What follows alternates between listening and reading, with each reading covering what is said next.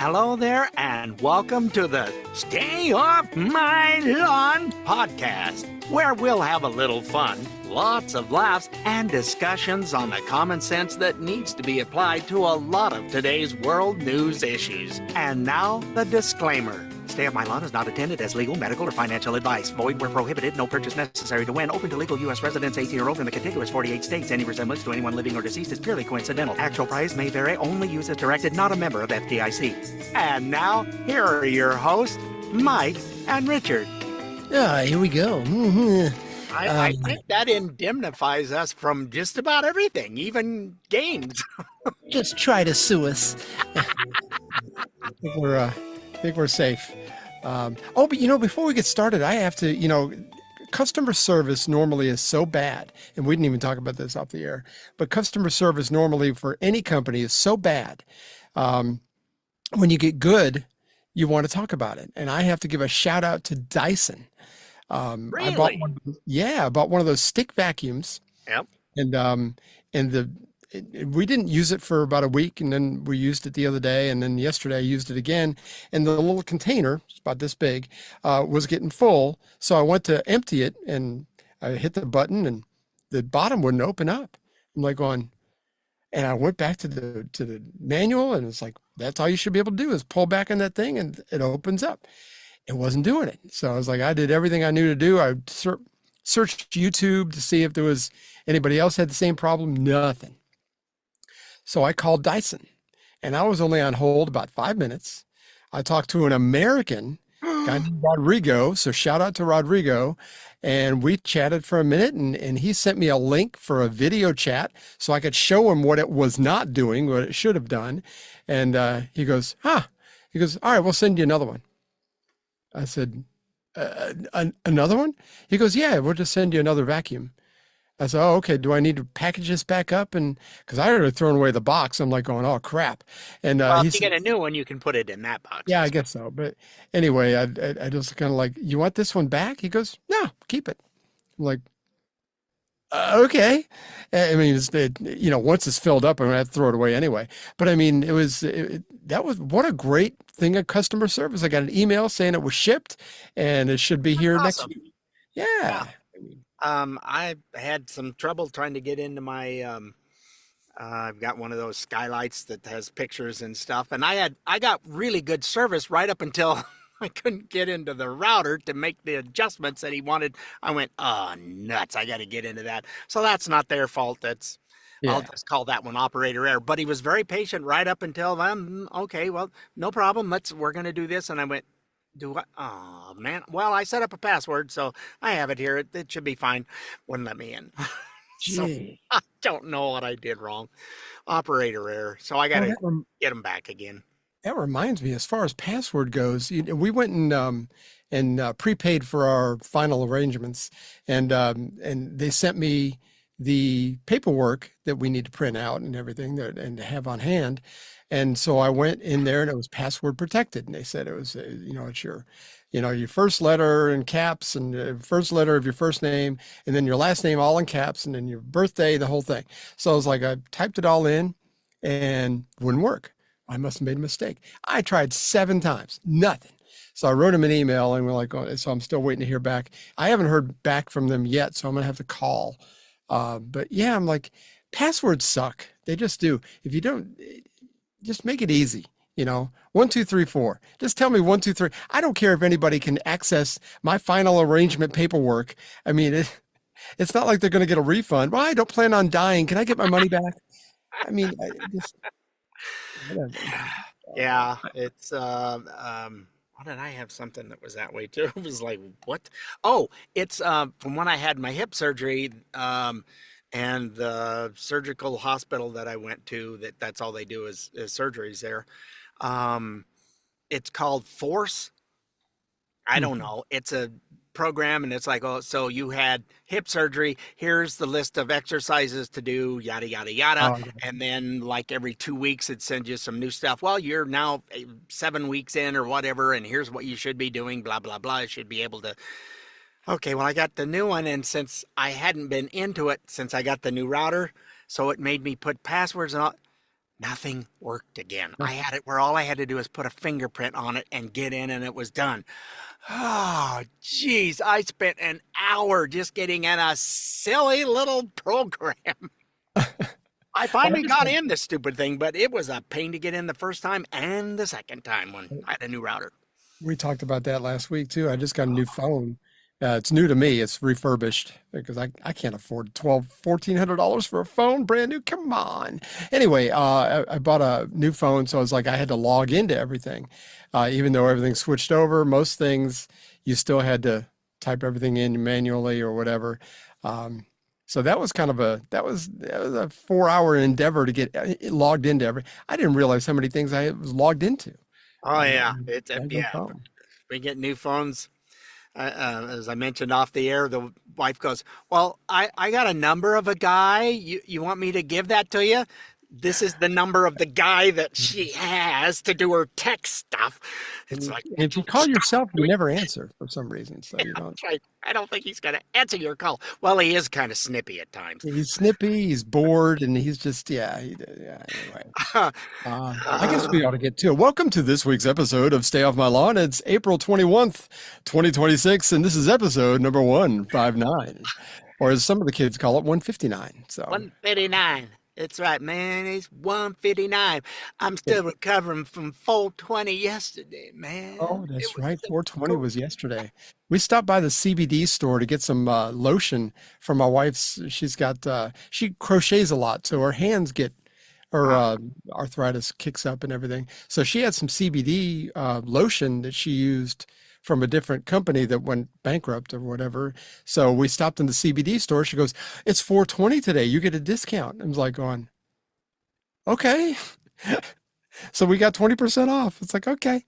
So anyway, yeah, that was kind of fun. I didn't think about it being 420. So I didn't. I saw Jesse and his Johnny was in the park in DC area apparently, and they're all in the park in the nation's capital sparking up. Man, dude, he's talking to them, and they're going, "What?" did you walk through a skunk spray or something? Because it smells terrible. Everybody's blowing smoke in his face. He's getting a contact eye. He's not going to be Oh, able to do it. dude. He goes, "I still got to go back to the office." That stuff is strong now. I mean, you could Yeah. really do get high if somebody blows it in your face. He goes, "I'll go back to the office. Not sure how productive I'm going to be, but I'll go But back." I can feel my fingernails grow. This is so cool. Anyway, Ah, 5 fingers. Cool.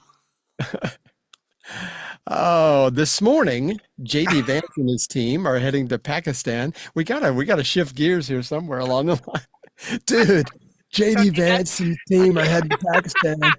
Uh, Oh, and somebody was going, Jennings, since we're on this stuff, yeah.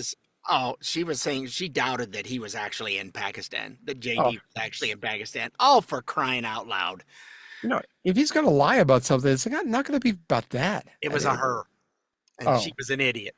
well, I mean, JD Vance. JD Vance Oh, isn't yeah. gonna lie about that. I No. mean, goodness gracious. Anyway, negotiations are not going well. No. The Strait of Hormuz is not wide open, like some are saying. Trump is going to have to back up some of his threats, I think, and actually level some stuff in order to finish this. Because, I mean, right now, I think the midterms are toast anyway. Um, uh, Mostly because us lazy Republicans, or not lazy, us busy Republicans can't get to the daggum polls and vote when it comes time in November because it's an off year. It's not a presidential election. No, Republicans are terrible about showing up in the midterms. Um, so anyway, yeah, so anyway, he's going over there, and hopefully they'll get somewhere. But like you and I were talking off the air, you were saying they are always puffing up their chest, saying they even are denying that there's talks today. So Well, and you got the left propaganda machine media, the mainstream media that is taking stuff from the Iranians that is ir- erroneous. I tried to get that in. erroneous. Yeah, I wanted to try to get Iranians. Iranius, yes. Yeah, something. It Yeah, didn't come out. Iranias, Yeah. something. It's just lies from them. It's their propaganda going to our propaganda machine who's retelling stuff that's not true in the first place. And, and ours has gotten worse. Our propaganda machine. It seems like you can see through it like used Neutrogena. I mean, it's gotten so bad. Anyway, That's it's a good one. Use Newton. Okay, sure. I stole that from Dennis Miller years ago. Sorry. But if, Oh, it's just it's pathetic because they weren't even talking about, well, the U.S. has put a blockade in because Iran went, oh, we can still do. Mm, talk to the ship that has a big ass hole in the side. yeah, Their it's engine's not working real well right now. when your Navy and Air Force are decimated. I mean, there's not a whole lot you can do. I mean, you can stand there and wag your finger and claim that, I don't know, maybe the rap is a little bit tight. I don't know what it is, but I mean something is wrong with those people and the leaders over there. I feel, again, and we've talked about this last week, I feel bad for the people of Iran, just like I Yes. feel bad for the people of Russia and Ukraine. War sucks for the Yep. average everyday people. It just Yep. does. Well, and in Iran, they're finally coming out of their houses, and they've been how they're doing it. They don't have guns and stuff, but they've been attacking the IRGC. Mm. Excuse me, and some of them are defecting from the IRGC. They've got a civil war almost going on that we don't want to be part of this crap no more, and so they're coming out. They you don't get much coming from like cell phones and that, but every once in a while, someone can get some information out. However they do it, I don't know. But there are thousands of people in the streets this last week, and they were all thanking Trump, as opposed to our media saying, "Oh, and here you're just a no." They're Well, the so Iranian Americans yes, are in the streets saying the same thing. yeah, So, but that doesn't get on the mainstream media. oh They no, they no. won't. No, they won't show you that. Again, Trump is the bad guy because he actually backed up a lot of the rhetoric that the last handful of presidents and people who ran for president have said. And I've actually got a clip of some of that. Some of Hey, these oh, people what a who, night! You are so good at segues. that's what I'm thinking. I can't even sit still. But anyway, some of these voices, I think all of these voices you should recognize. So here we go. This is not a step I take lightly, but I am convinced that instituting a trade embargo with Iran is the most effective way our nation can help to curb that nation's drive to acquire devastating weapons and its continued support for terrorism. These countries understand that the Iranian nuclear issue is a problem and continues to be a problem that must be addressed by the international community. We're just not going to fix it. But just as it restricts the rights of its own people, the Iranian government continues to prop up a dictator in Damascus and supports terrorist groups abroad. Time and again, it has failed to take the opportunity to demonstrate that its nuclear program is peaceful and to meet its obligations to the United Nations. Let's send them money instead. Let me be clear. America wants to resolve this issue through diplomacy, and we believe that there is still time and space to do so. Is such thing as a peaceful That time is nuclear not unlimited. program? I want the Iranians to know that if I'm the president, we will attack Iran. Whatever stage of development they might be in their nuclear weapons program in the next 10 years, during which they might foolishly consider launching an attack on Israel, we would be able to totally obliterate them. That's a terrible thing to say, but those people who run Iran need to understand that, because that perhaps will deter them from doing something that would be reckless, foolish, and tragic. However, I don't believe non-transparent regimes that threaten the security of the world should be allowed to gain the technologies necessary to make a weapon.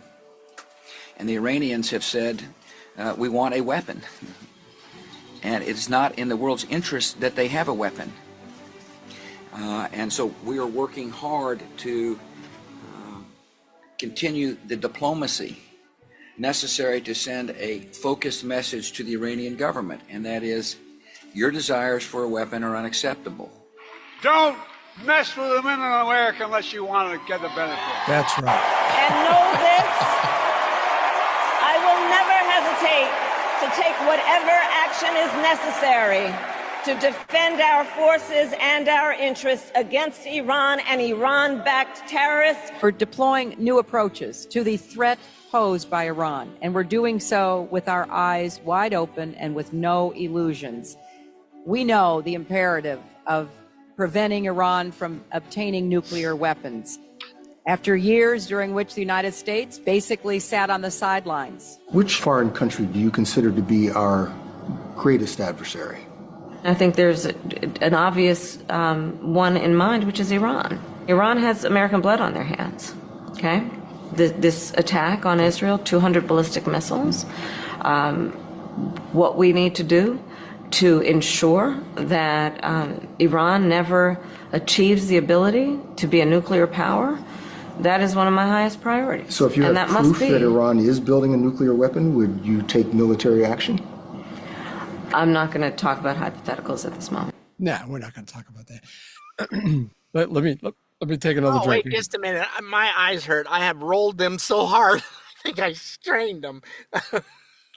Peaceful nuclear program, though. I mean, you don't develop a nuclear program that's peaceful. Is that a?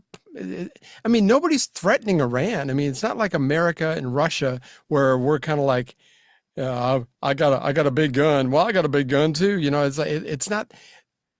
They just hate America and Israel, and they've been very clear about that. And they'd like to wipe them off the map. So I mean. And they're developing nuclear weapons. It's like, you know, we've had this bully on the block park his car on the grass, on our grass for so long, and everybody's like going, you know, he shouldn't be parking out there. Right? And finally, somebody goes out there and says, "Move your truck," and everybody's like losing their mind. So, I did hear something about this. A peaceful nuclear would be. They were supposed to be using it to build nuclear power plants to have better electricity and all that kind of stuff. Yeah, that's not what refined differently than the uranium. Well, that's why they have to. They are enriching it to make it so it goes boom and not boom. Turn on. But you know, it takes the low IQ people that have not read about any of this stuff and go, well, that makes sense.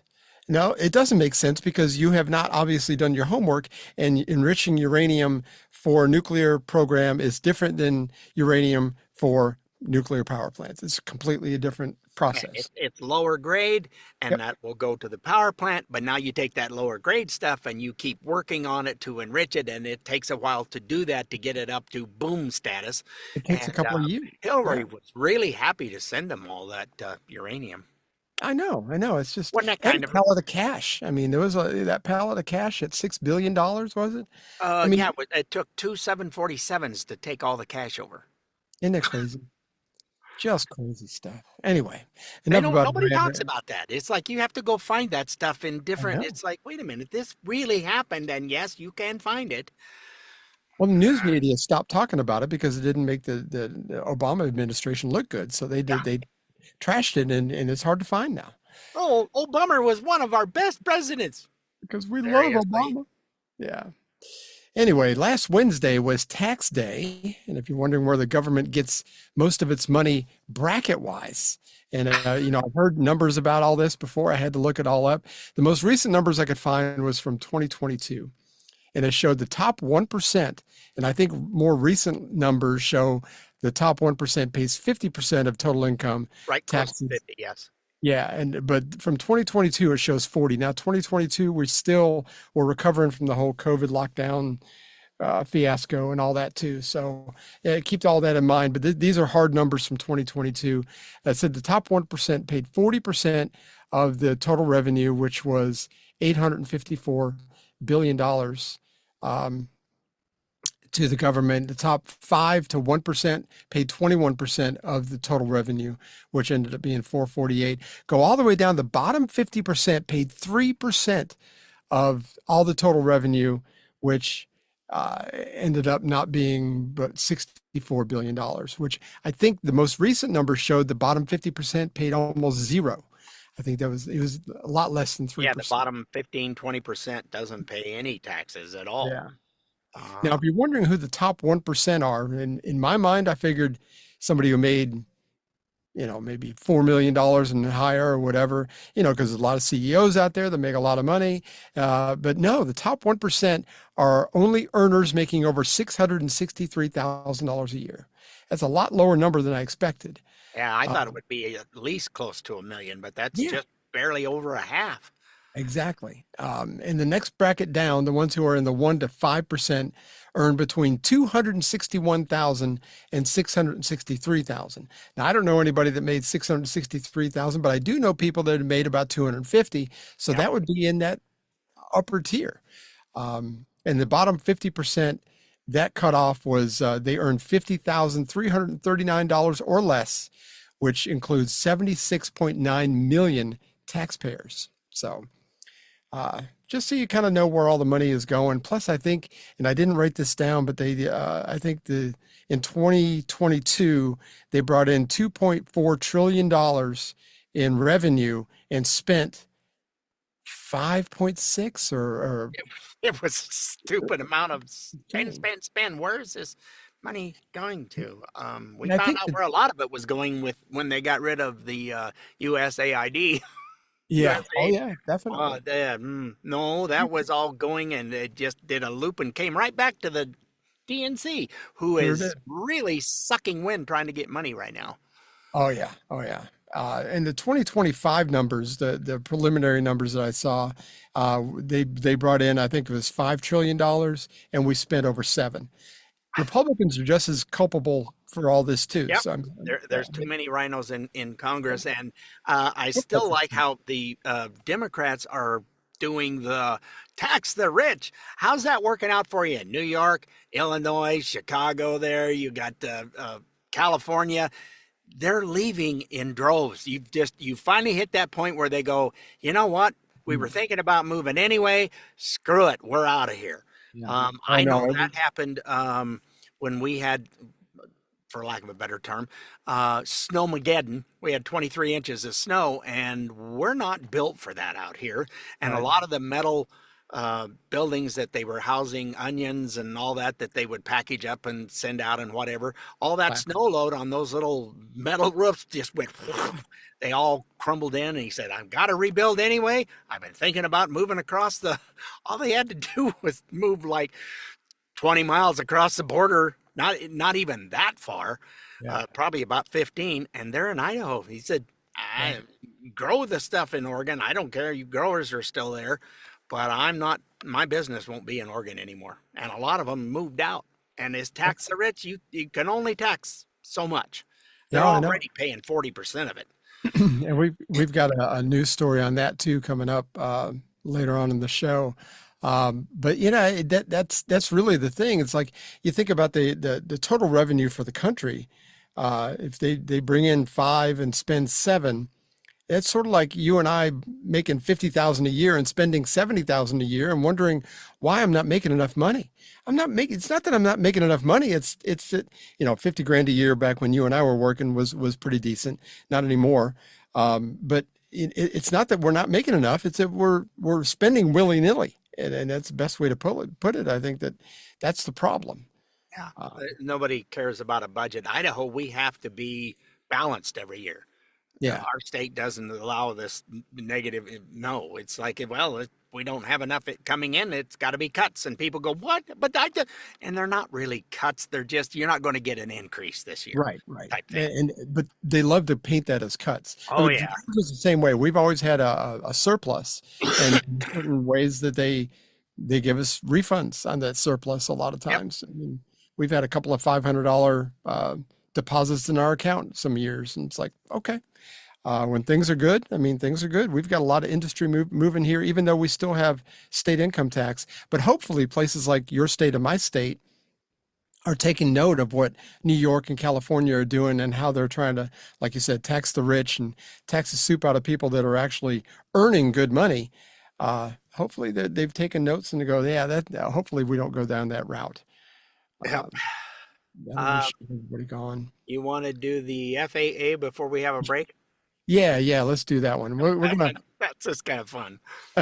We're gonna file this one under That's just weird. Yeah, and the FAA is investigating some weird things being broadcast by pilots of commercial aircraft. This is at Reagan National Airport. And this is a news story. This actually was reported on by a local affiliate there in Washington, D.C. And there's a guy on here that tries to back up these pilots. Anyway, we'll talk about it after it's done. Here we go. United 1678, runway 19 cleared for takeoff. This is what you typically expect to hear when listening to air traffic control. America 2497, runway 19 clear to land. Flights getting cleared for takeoff, and flights getting cleared to land. But this? You guys, you need to be professional pilots. Yeah, that actually happened here at DCA a couple of days ago. But in order to understand this story, you gotta know a couple of things. Let's listen to it again. Meow, meow, meow, meow. Okay, so when pilots talk over the radio, there are a bunch of different frequencies that they can use depending on where they are in their flight. One of those frequencies is known as GARD. GARD is typically reserved for emergencies only, but it's monitored by everybody. Now, GARD is pretty quiet most of the time, but every once in a while, you can hear something like this.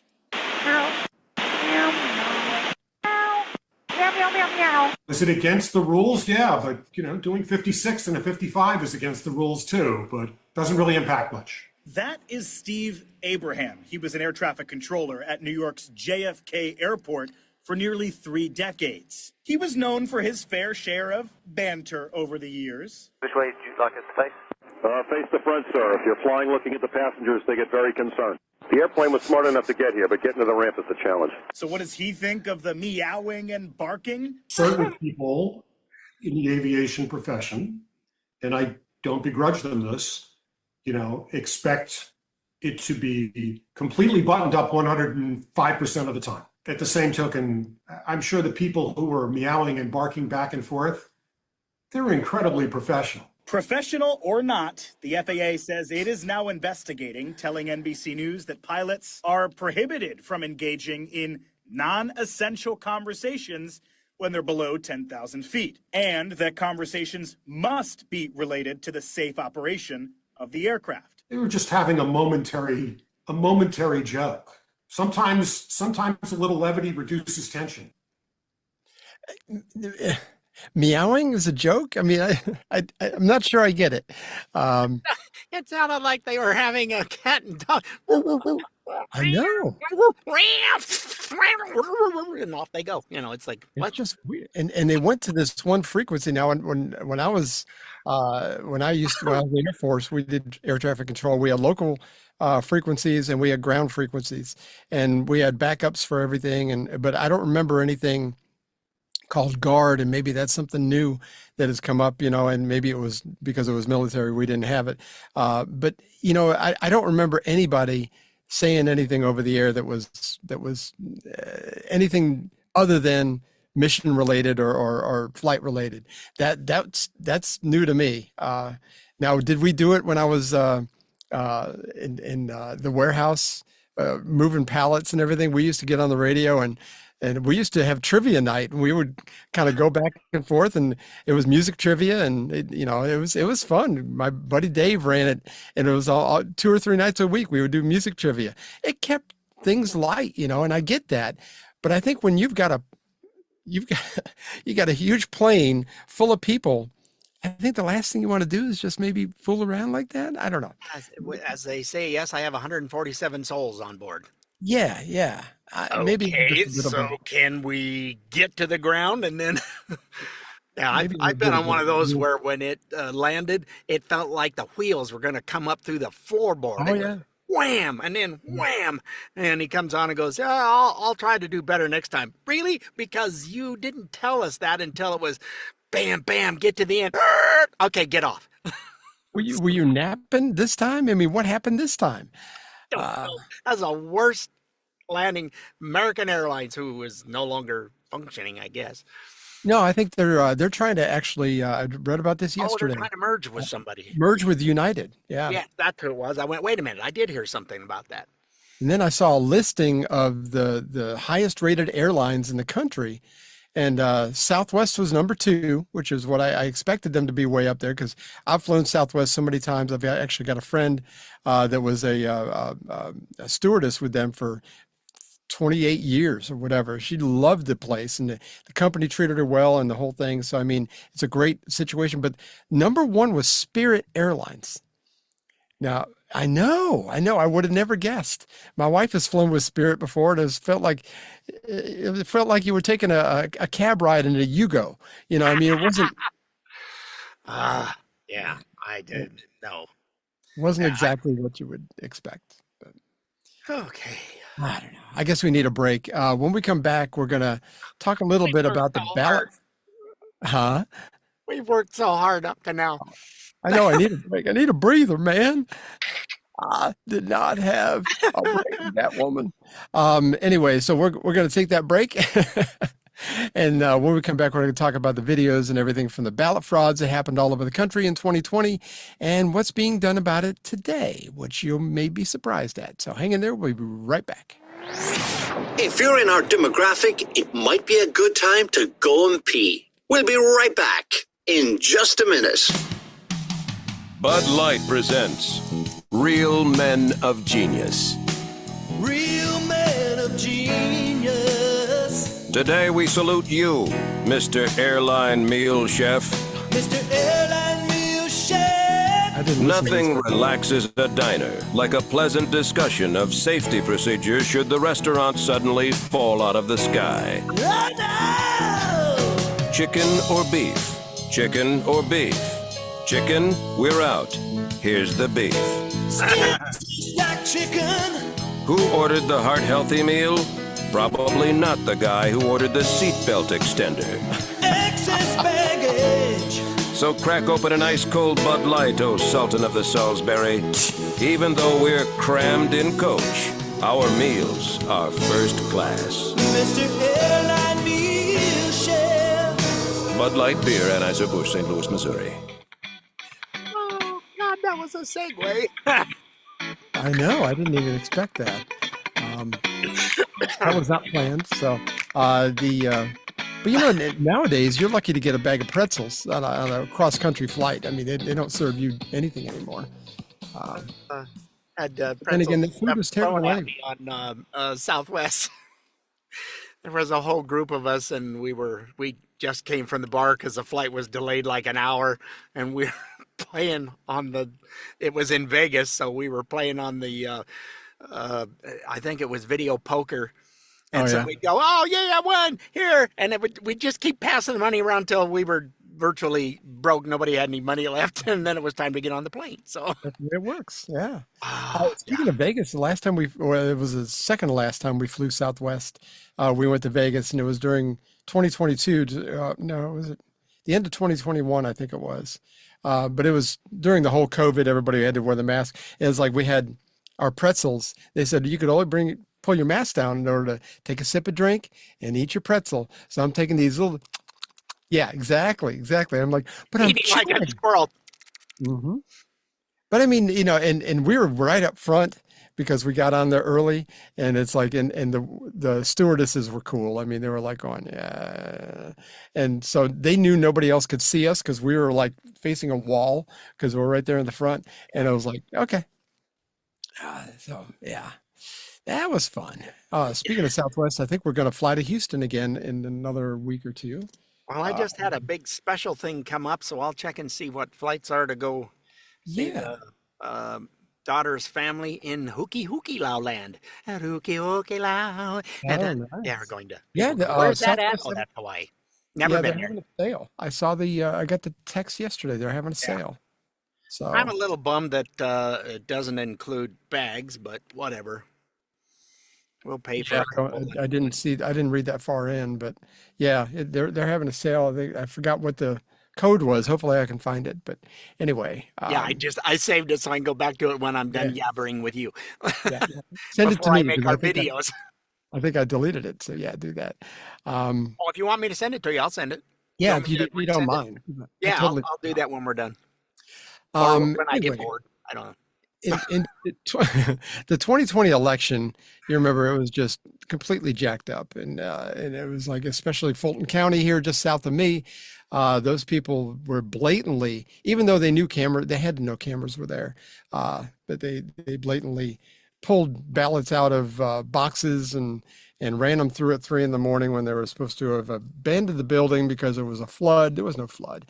But anyway, it was happening all over the country. You even talked about videos of people in New Jersey and New York that were going Yeah, around. there was a gentleman that they sent him up to New York. He goes, "Why would I be taking ballots down to Pennsylvania?" He was questioning it. This doesn't make sense. It's like they were giving him a look, and he said, "I just stopped asking questions because you don't have ballots in New York go to Pennsylvania. There's no reason for it." From a post office, I might add. Well, you stop asking questions when they look at you like they're Mike Clinton you. I mean, Yeah. you just don't know. But it seemed like nothing will ever happen and nobody is going to be held accountable. At least that's my, and I'm normally an optimist, but when it comes to politics, I think I've really become a pessimist when it comes to this stuff. But Marie Bartiromo asked FBI Director Kash Patel about this, and he actually had a surprising answer. Here it is. Let me ask you about the mission, because every time I see President Trump, he says this repeatedly, that the election was rigged in 2020. I mean, he says it all the time. We all know that. And it's almost getting lost because he says it so much. You've been at the FBI now 14 months. Have you done anything about that? And do you have anything to tell us about that? Absolutely, Maria. Look, I've been with the president nearly since day one on this. As I told you earlier, I was the one that led the effort with folks like Trey Gowdy, Johnny Ratcliffe, and Devin Nunes to expose the corruption that tried to thwart President Trump's first presidential election run. And we saw the FISA abuses there. And I lived through it, and the media came at me then, too. That just shows you that when you're over the target, you keep pummeling the target because the media is going to try and pummel you.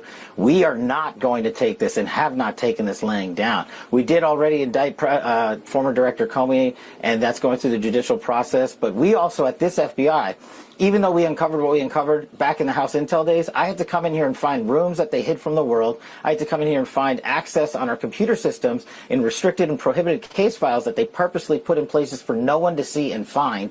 We have found all this information. We are working with our Department of Justice partners, and I am never going to let this go, because they not only have personally attacked the presidency of the United States and President Trump, but they tried to thwart our elections and rig the entire system. And that is not something that is going to stop. That is not something I'm going to allow on my watch. But you just have to remember, they built this disease temple over 20 and 30 years. We've got all the evidence. I can announce on your show that we've got all the information we need. We're working with our prosecutors at the Department of Justice and their Attorney General Todd Blanche, and we are going to be making arrests. And it's coming, and I promise you, it's coming soon. Again, I'm so used to Pam Bondi making these kind of threats. I'll believe it when I see it. Yeah. There hasn't been a perp walk, and I think that's what got her. She was big talk, and nothing was happening. Nothing. He's done the same thing. He's talked big, and not a whole lot has happened. And maybe he does need the DOJ to kind of like work hand in hand with him, and that's where everything has fallen apart. I don't know, but hopefully. There was no way that Mr. Got 81 million votes. Did not happen. The most votes in history. Yeah. Yeah. No. I'm not buying it. I'm not buying it. That's why they've been looking, and I've heard it in several of the blue states where there was more people voting than was registered. Oh yeah. Oh yeah. Huh. Really? What a shock. Yeah, I heard the whole state of Illinois. I mean, it was like more people voted. I mean, and it's so blatant. I mean, the numbers don't lie. I don't understand how. And I understand the media is going to be complicit in this, but I don't understand how they just kind of sweep it under the carpet and nobody's going to say anything. An older gentleman went in. He went to go vote. This is a story I've heard. Went in to go vote, and he says, "Has my wife voted? Can you tell me that?" Well, yes, she's already been in. She was in 2 or 3 hours ago. I missed her again. You know, she was always good about voting. It's amazing that she can get up from the grave and still make it here because it's one of her priorities. It's a miracle of life. Yeah. Love the miracle stories. Yeah. Yeah. What was it? The other the other meme that goes around every time there's a presidential election. It says, "When I die, make sure that I don't vote Democrat," or something like that. But yeah, I mean, come on. I mean, and that's where I think Chuck Schumer is trying to make this whole SAVE Act, demonize it, because they've been using this, like Cash just said, for 20, 30 years. This has been part of their program. Well, and it's not just him. If you listen to any of the Democratic pundits that get on one of these news shows, doesn't matter whether it's left, right, doesn't make any difference. They're all saying exactly the same thing. Here's the script for this week. Well, that one's not catching on. Here, let's try this one. And it's like they all got the memo. This is what you say. And it's just the most asinine thing to tell your constituents, if you will, and now they may be talking to the dead ones, I don't know, but that you're just too damn stupid to go get your new ID or to be able to vote. What? I mean, these are not new rules necessarily. I mean, this is we're getting rid of people who don't have the real ID, like you and I were talking about, the SMAR ID. Because you have to prove a lot for you to get that real ID. Well, and I didn't have my birth certificate. I have no idea. So I was born in Nevada, in a little thing that's now it's the county seat of this podunk little county, and I send off, and it's expensive. It's like $50, and they send you back. Here you go. And it's like, it was not difficult. Here's where I was born.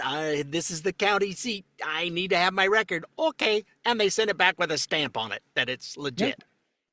Well, my daughter-in-law had to send off to get her birth certificate.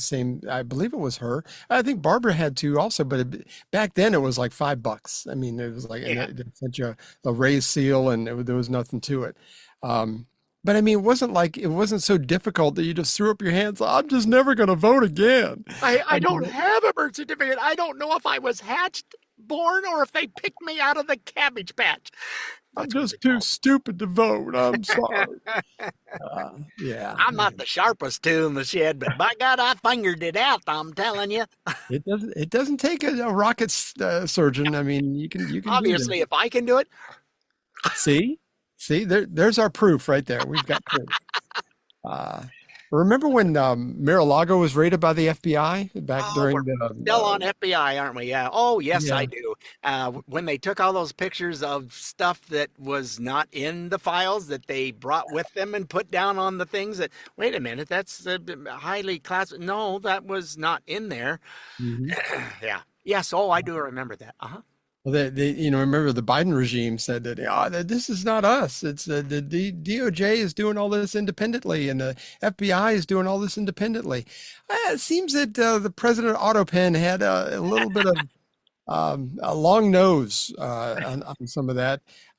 Clutch my pearls. He lied. Oh my gosh. Yeah. I like to always ask someone, does it hurt when your nose grows that fast? You'd think it'd pop out all those blackheads. But anyway, it'd squeeze them, I would think. Anyway, here is that story. Breaking tonight, a Fox News exclusive. We have new information that appears to directly contradict the Biden administration's insistence it had nothing to do with the Justice Department investigations into then former President Trump's alleged retention of classified material and the subsequent raid on his Mar-a-Lago home.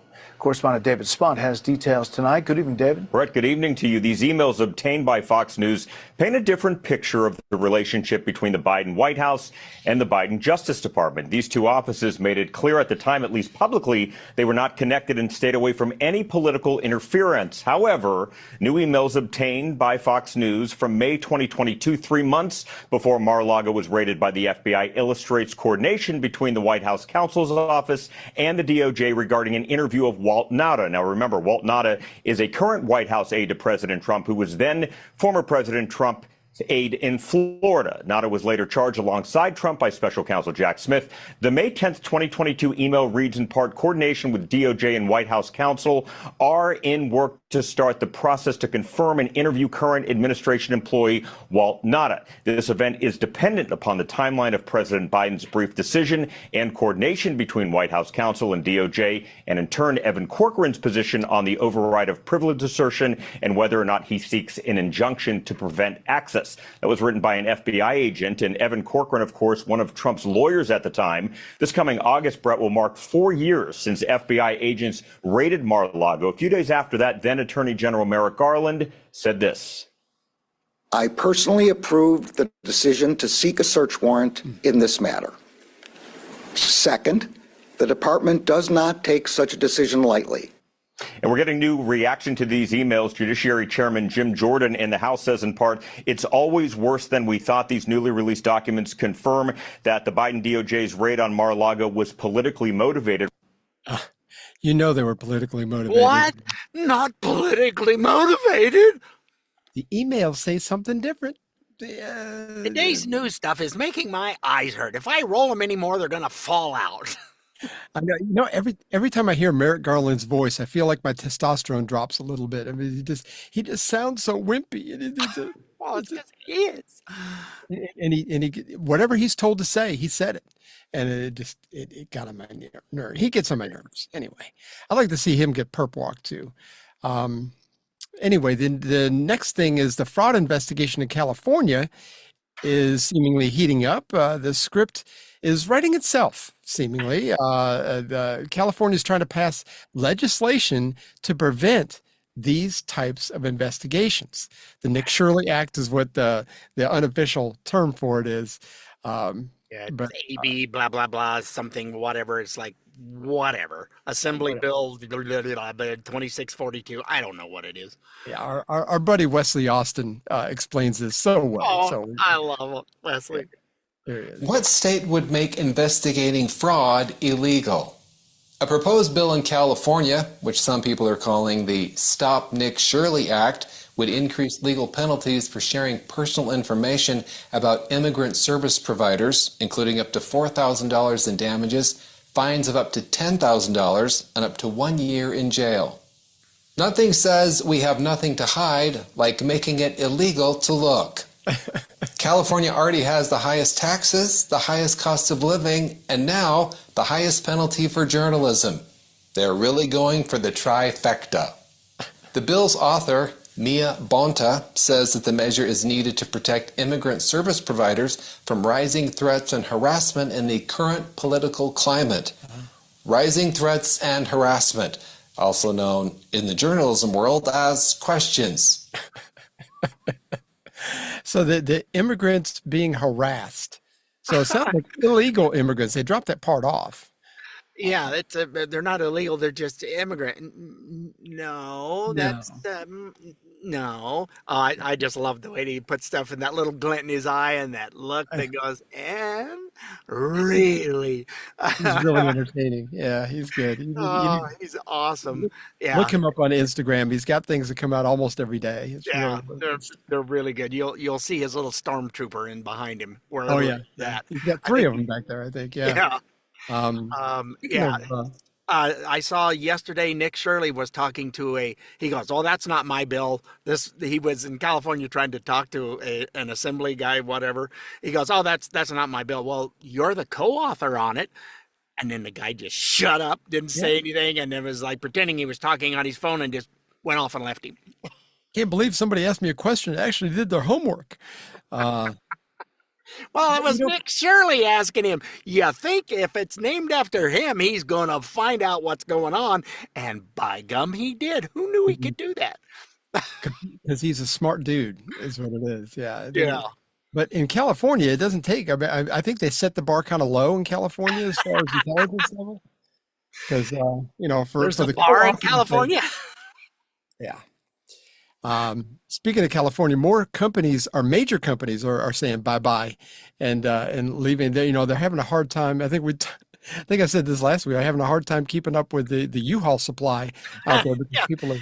It costs twice as much to rent a U-Haul to leave California than it does to go into California. Well, they want to hang on to them because there's, you can't get one. It's tough. But anyway, here's how a local LA Fox affiliate reported on latest company and how all that fallout goes to leave California. Home building giant KB Home is the latest billion-dollar corporation to exit California. KB Home announcing plans to move its global headquarters from Los Angeles to Tempe, Arizona next spring. The move is aimed at lowering operational costs, with their CEO highlighting the Phoenix Metro's business-friendly climate and lower cost of living as pivotal factors. They join other corporations like Public Storage, Realtor.com, and Yamaha, who are all left seeking relief from California's high taxes and regulatory hurdles. Leaving California might be a sad story for some, but for those who actually pull the trigger, the financial payoff is actually pretty massive. So according to a decade-long study from UC Berkeley, people who moved out of state saved an average of $671 every single month on housing and were nearly 50% more likely to own a home within a few years. And it's not just lower-income residents on their way out, but also wealthier folks from places like the Bay Area who are headed to more affordable spots like Arizona or Texas. The data shows that those leaving often have twice as much student debt as their neighbors who stay, suggesting that for many, moving isn't just a choice, it's the only way to finally stop keeping up with the Joneses and to actually afford a life. The American dream is unaffordable in California. Yeah, that's the $671 a month. You're talking $8,000 a year. A lot of money. That's like over half of a house payment. Sure. Where you only got to come up with another $500-600 or whatever it might be, in certain states. So I just saw yesterday that, speaking of moving and imports, we're getting way too many, and they come in here and go, gee, the traffic here is just as bad as Los Angeles. It's because all you morons moved in like 6 years. The roads weren't, you can't build them that fast, people. But anyhow, Idaho is number 7 with a bullet for hating imports. We are rude and don't care for imports. You're not from here, you're not going to be welcomed very well. And we've got our share too. It's like once you get south of my county, which is a little bit, we're 55 miles from Atlanta. So once you get south of my county into the next one, I mean, it's hard to find anybody that was born and raised in Georgia. I mean, most everybody that lives down that way, I think they're, if you're from New Jersey or New York or Chicago or whatever, you're used to kind of the hustle and bustle, and you want to be where all the traffic sucks, apparently, because that's why you move there. The traffic in my little town has gotten out of control. In the last 30 years, it's incredible. So, I mean, I just can't. The Democrats, despite this, it's like, can you idiots not see this? Tax the rich. Well, it's not working out. Almost all of the financial district is packing up and saying bye-bye. New York's not going to have anything left. It is leaving as fast as they can put it in a U-Haul or whatever they're loading their stuff into. You got the same problem in Illinois, and we've talked about the Chicago Bears left Chicago. They're no longer even in Illinois. They went across the border. It's like 120 miles away. It's not that big a deal, but they're gone. And then you've got San Francisco, and some of the teams there are talking about moving out, and players don't want to go play there because they tax those guys up the wahoos just to play a game in California. Paying more taxes than they made. Yeah. In the last one in the Super Bowl was absolutely asinine. It cost him because he was there for the amount of time that they were there, a week or whatever it was. Yeah. And it cost him it was the quarterback, and it cost him $670,000 to be in California and to earn the money to win the Super Bowl. Was it Boomer Esiason? Is that who that was?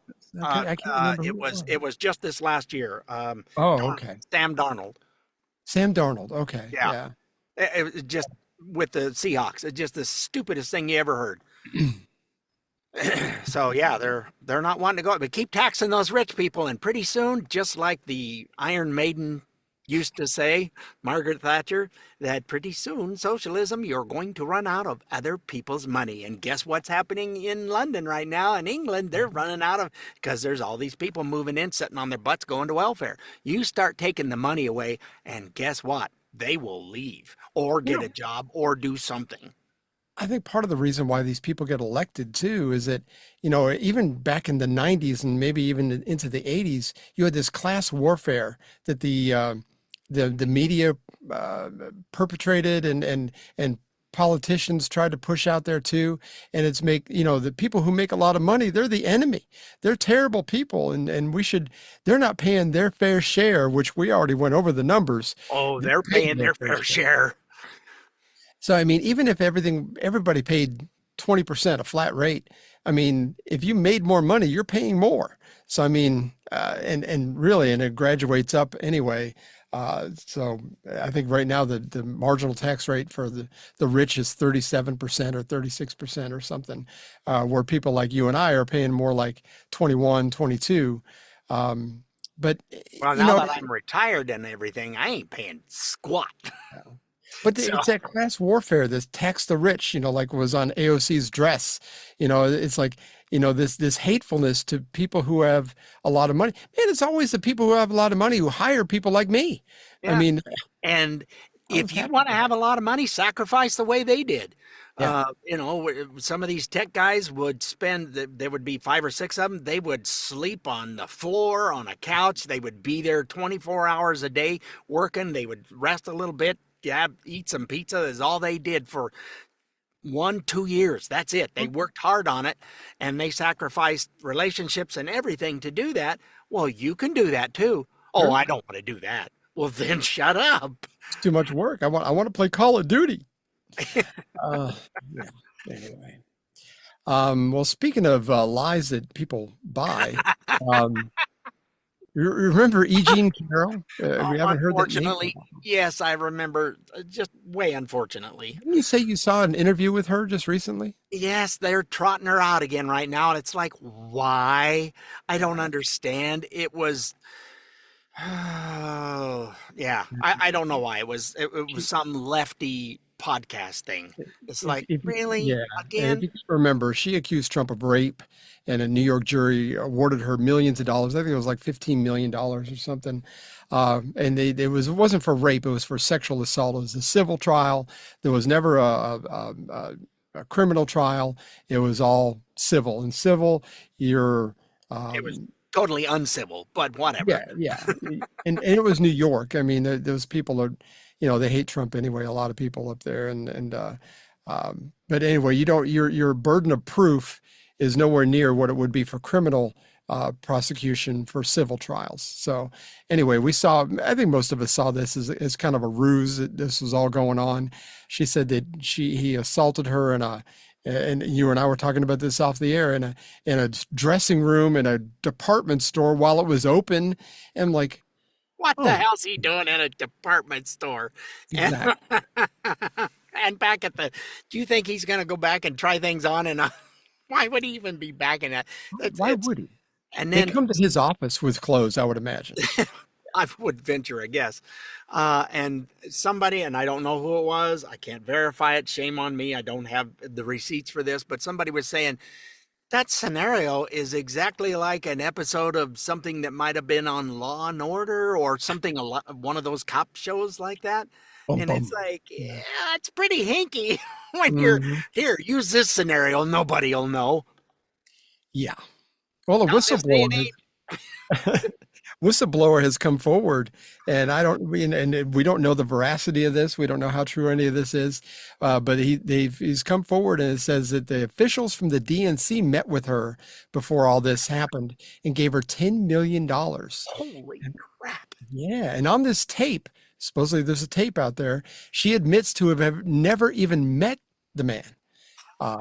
So anyway, we'll have to wait and see if there's any lawsuits from any of this. Again, I'm pessimistic at best, but at best, it's like, I saw her. It was on some lefty podcast, popped up, and it's like, no. Why are they trotting this loony bin out again for? Oh well.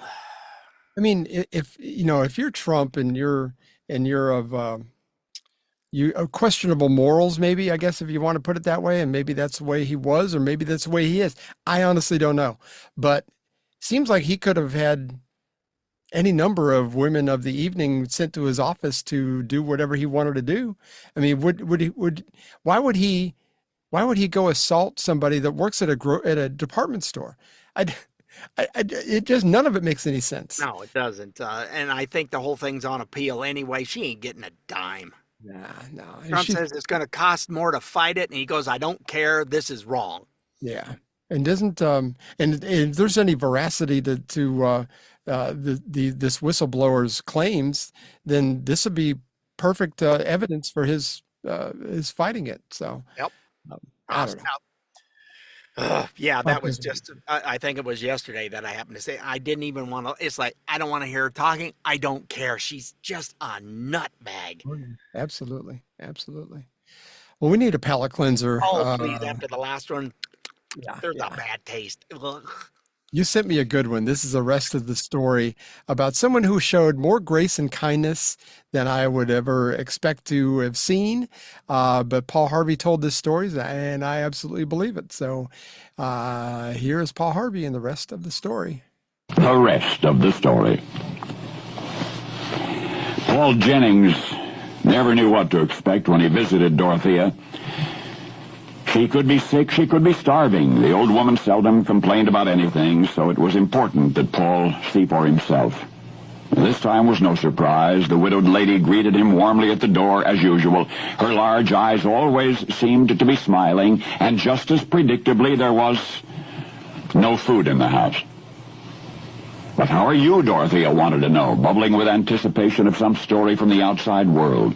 Yet it was difficult for Paul to talk about himself at times like this, with the poverty of his aging friend wrenching his heart. And still, news brought its own kind of cheer to Dorothea, so Paul would regale her with where he had been and what so-and-so had said about this and that. He made as little as possible of the big market basket brimming with groceries, which he invariably brought when coming to call. He always spoke of something else as he tucked it unobtrusively in a corner of the bare kitchen. Dorothea, as was her custom, accepted this charity gratefully and gracefully. Paul would study the woman's eyes for self-consciousness or a trace of hurt, and was much relieved by their absence. In the moments before they parted, the old house seemed even older and colder and emptier. At the door, Paul turned to Dorothea. "Are you sure now that you're all right?" And she nodded sweetly. But Paul was unconvinced. He reached into his pocket. He withdrew some folding money. His friend must take this, he insisted, just in case. The old woman laughed. "Nonsense," she exclaimed, and gently pushed Paul's hand away. But Paul refused to make light of this. "For old time's sake, then," he said, and tenderly he pressed the cash into her palm. It was then that the tears welled up in those large, smiling eyes. The words "thank you" caught in her throat. Paul turned and was gone. He would visit many times again between then and the end of their earthly friendship, and each time he would bring groceries and common necessaries which Dorothea could not afford.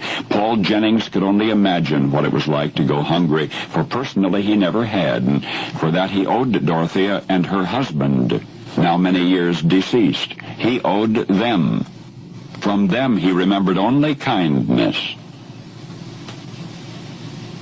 Even though once upon a time Paul Jennings was owned by Dorothea and her husband. Yes, I do mean to say he was their slave. And yet so well had Paul been treated, even as such, that long after he became a free man, he returned to his former owner to look after her needs, to watch over her, even to feed her and give her money through the interminable time after the world had turned its back on the impoverished widow. In school, you learned much about a grand Washington hostess, the belle of every Capitol ball, Dorothea Payne Todd Madison, First Lady, gracious Dolly Madison. And you may have wondered whatever became of her when the music stopped. Well, now you have met the man who came to her in her silence. Now that you know the rest of the story. Wow, that's good stuff, right? Yeah, and that story does not fit the lefties' narrative of all slaves were treated horrible, every single one of them. That's not really the case, but And it was just so few people that owned slaves. I mean, it was only the ultra rich that owned slaves. And, but, that doesn't fit their narrative either. They don't want to talk about that. It's like all whitey is to blame for all that. Slaves than the whites sometimes. So, anyhow, yeah, I thought that was one of the best ones I'd heard. It was fantastic. I'd never heard that story. It was very heartwarming. Yes, very much so. And for you to extend that kind of grace, that only comes from God. I mean, that there's no way that humanly you can conjure up that kind of forgiveness and that kind of love. I mean, he was always treated well, and like he said, he'd never known hunger. He was always fed and taken care of. So, yeah. Anyway. I think we should all be grateful. I've never known hunger, and I don't think you have either. And so I'm very grateful to have been lived in this country and had some very, very, very lean times, but we never went hungry. We always figured out how to make it work. We always ate. Well, we hope you were somewhat informed and had fun like we did. Don't forget you can find us on iTunes, Spotify, iHeart, Amazon Smart Speaker, Rumble, or wherever you find those dadgum podcasts. Those dadgum pesky little podcasts. Always nipping at your ankles. They're everywhere. All right. Are a pain. And if they're too much trouble, just go to our website, the good old website of StayOffMyLawn.us for all our past and present episodes. And we will see you next week, folks. We will be back, and you can see our number and our email is down below here, people. It'll be there for you to see. There we go.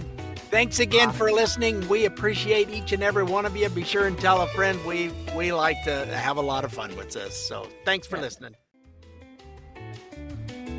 Well, we had fun and hope you did too. The opinions heard here today are not those of anyone other than Mike and Richard. If it made you laugh or go, or even, then we've done our job. Sort of. Mostly anyway. And if we made you think about things in a common sense manner, we welcome you to the club. And if it didn't, then just stay off my lawn. See you next time.